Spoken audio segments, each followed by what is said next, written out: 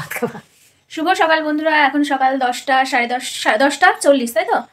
এখন থেকে আজকের ব্লগটা শুরু করছি। এখন আমরা টিফিন করব। সকালবেলা এমনিতে মুড়ি খেয়েছি, মুড়ি, চানাচুর, চা, ধনেপাতা, পেঁয়াজ, রসুন, লঙ্কা, হাফ টিফিন হয়ে গেছে, সব কিছু দিয়ে মেখে চানাচুর দিয়ে দারুণ হয়েছে। তো বাবা বলছিল যে খাবে না, দেরি হয়ে গেছে, তাও আসছে, একটা দুটো খেয়ে যাবে। পরোটা করেছে আজকে, তার সঙ্গে করেছে ফুলকপি আলুর তরকারি। এখন কথা সিরিয়াল চালাবো, দিয়ে পরোটা খেতে খেতে কথা সিরিয়ালটা দেখবো। আর আমি একটা নতুন প্রজেক্ট শুরু করেছি, বারবার মায়ের দিকে দেখাচ্ছি। মায়ের দিকে দেখাচ্ছিস কেন? তো মায়ের ছবি আঁকছি, আঁকার চেষ্টা করছি আর কি, পোর্ট্রেট। দেখা যাক কতদূর হয়, আসে কিনা মায়ের মুখটা। চোখ একবারই দেখাবি বন্ধুদের, কমপ্লিট হলে দেখা। হ্যাঁ ঠিক আছে। এই যে পরোটা আর তরকারি, বাবাও এসেছে, ওই ঘরে খাচ্ছে। কেমন হয়েছে দেখি, মাই বানিয়েছে ধনেপাতা দিয়ে। এইমাত্র নিচে আসলাম রান্না বান্না করে, দীপিকা চান করছে। কখন থেকে বলছি চান কর চান কর চান কর, চান আর করতে যায় না। আজকে রান্না হলে সকালের ওই কপির আলুর তরকারিটা একটু রসা রসা করেছিলাম, ওটা অনেকটাই রয়েছে। আর এখন ওই মেথির শাক একটু ছোটো ছোটো করে আলু কেটে ভাজা করলাম, আর কি করলাম, আর টমেটো আমসত্ত্ব দিয়ে চাটনি। এই আজকের মেনু। তো খিদেও পেয়ে গেছে আর ঘুম পাচ্ছে আমার প্রচণ্ড। আমি সকাল থেকে আজকে প্রচুর কাচাকুচি করেছি, সেই জন্যে কাজ তোমাদের সঙ্গে কিছু শেয়ার করতে পারলাম না। তার মানে কাজ যদি মন দিয়ে করি তাহলে আর মনে হয় না যে ক্যামেরা অন করি। তো এখন সব কাজ কমপ্লিট হয়েছে, এবার খাওয়া দাওয়া করবো, করে একটু ঘুমাবো। চোখ দেখে তোমরা বুঝতেই পারছো আমার প্রচণ্ড ঘুম পেয়েছে। আর ওর বাবা তো এখন আসেনি দোকান থেকে, তো দোকান থেকে কখন বাড়ি আসবে কে জানে, এখনও টাইম হয়নি বাড়ি আসার যদিও। কিন্তু দীপিকা বার হয়ে গেলে আমি গুরুজিকে ভোগ দিয়ে আমি খেয়ে নেবো, নিয়ে শুয়ে পড়বো। আমার শরীর আর দিচ্ছে না। তার মানে এই যে 15 দিনের জার্নি, সমান তো জার্নি হয়েছে, তারপরে এসে থেকে তো একটু বিশ্রাম হচ্ছে না ঠিকভাবে। যেদিন এসেছি তারপরের দিন মাঠে গেলাম, তারপরের দিন আবার মাঠে গেলাম, দিয়ে আজকে আবার কাচাকুচি করলাম। তো ফুল রেস্টের দরকার, তারপরে শরীরটা ফ্রেশ হবে। এখন চোখটা ঢুকে রয়েছে। আর আমার জার্নি ছিল খুবই সুন্দর, মানে 15 দিনের জার্নি, কিন্তু কোথা দিয়ে যে কেটে গেল আমি বুঝতেই পারলাম না। খুব ভালো লেগেছে দিদির সঙ্গে এদিক ওদিক গিয়ে। প্রথমেই আমরা আশ্রম, দিদি যেদিন আসলেন গোরখপুর থেকে, আশ্রম থেকে আমরা চলে গেলাম নৈহাটি থেকে ট্রেন ধরে একদম সোজা রায়গঞ্জে 2 দিন সৎসঙ্গ হলো। তারপরে শোলপাড়া 2 দিন সৎসঙ্গ হলো। শোলপাড়া থেকে বুনিয়াদপুর 2 দিন হলো।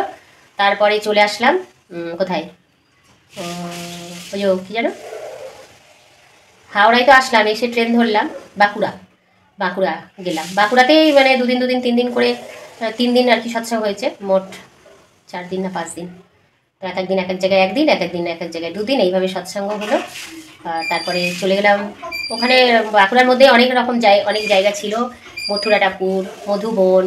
তারপরে চলে গেলাম জয়দেব লাস্ট সৎসঙ্গ হলো। তারপরে এসে আশ্রম থেকে বাড়ি, তোমরা সবটাই জানো। তো দিদি নাম্বার 1 আমি বাড়িতে দেখতে পারলাম না, ওই আমাদের আশ্রমের পিছনে এক গুরু দিদির বাড়ি আছে, ওখানেই আমি দেখলাম। তো এই এক সুন্দর সৎসঙ্গ, সুন্দর জ্ঞান, মানে খুব ভালো লেগেছে। আবার কবে আসবে দেখা যাক, কবে যাওয়া যায়। চান করতে গেলে বেরোবে না। দীপিকা হয়েছে তোর? কখন ঢুকেছে, ঘুম পেয়েছে, আমি বলছি বারবার তাড়াতাড়ি বেরো, ভালো লাগছে না। চুলটা কালকে শ্যাম্পু করেছিলাম, এখন একটু তেল দিইনি। আজকে দেখি রাত্রিবেলা যদি পারি একটু তেল দেবো। আবার মাথা ঘষলে মাথার যন্ত্রণা হয়। চা খেয়েছি সকালে, কিন্তু আবার মাথার মধ্যে কেমন হচ্ছে। আর এই যে এইসব কাচাকুচি করে রেখেছি, এখানে কিছু তুলে নিয়ে এসেছি, আর কিছু এখনও মেলা আছে, কারণ দুবারে কাচলাম, ছোট ছাদ, জায়গা হয় না। তো এক ফেরা সব শুকিয়েছে, আর এক ফেরা মেলেছি, আবার উল্টে দিয়ে আসলাম, শুকালে তারপরে তুলবো। চলো খাওয়া দাওয়া করে নিই, এখনো মেয়ের দেখা নেই।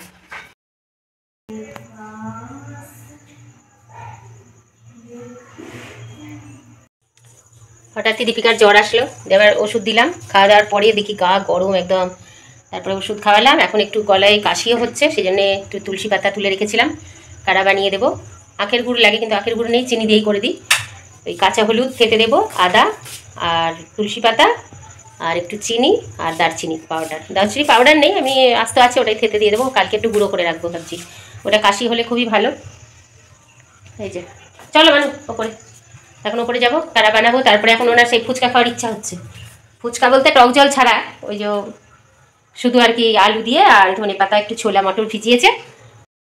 আমি কাটলাম এখানে শসা, পেঁয়াজ, শসা, টমেটো, ধনেপাতা, আর এখানে কাঁচা ছোলা, চাচা ছোলা, এখানে আলু সিদ্ধ আর মটর টটরও সিদ্ধ করা হয়েছে। এখানে মটর, ছোলা সিদ্ধ আর লঙ্কা সিদ্ধ। এখানেও লঙ্কা আছে, সে গাছের কাঁচা লঙ্কা, বাবাকে বলতে হবে লঙ্কা আনতে, দেখে এবার মেখে ফেলি আমি। রাখবো তো। আলুটা একদম চটকে নিয়েছি, এবার সব কিছু দিয়ে দিয়েছি যা যা ছিল।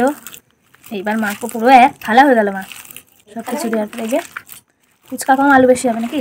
না না, ফুচকাও আছে, যা আলু বেশি বেশি দিয়েই ভালো লাগে। তো আমার মাখা হয়ে গেছে, মনে হচ্ছে আর একটু মশলা, একটু লবণ হালকা করে দিলে ভালো হবে। এখানে বাবার জন্য বাটিতে তুলে রাখলাম আলু, এটা আমার মায়েরও তুলে দিয়েছি। মা চুরমুর বানিয়ে খাচ্ছে, আমি এই ফুচকার মধ্যে আলু নিয়ে আমি আর মাখবো না, পুরোপুরি হয়ে গেল।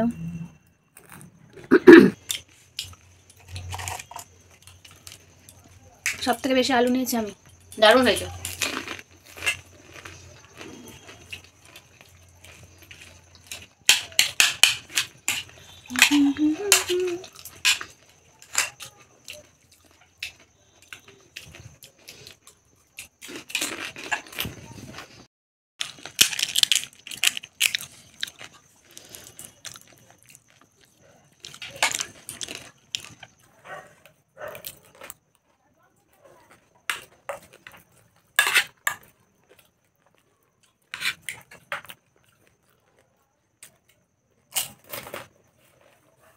দারুণ হয়েছে মাখাটা, মানে কি বলবো তোমাদের সঙ্গে।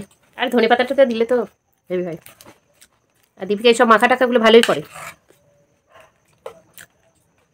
আজকে মনে হচ্ছে রাত্রিরে আর রুটি ফুটি লাগবে না, কারণ অনেক টাইম মেখেছে আর অনেক দিন হয়ে গেল ফুচকাগুলো বানানো হয়েছে, এতদিন রাখা ঠিক নয়। জেনে বলছে খেয়ে নে বেশি করে।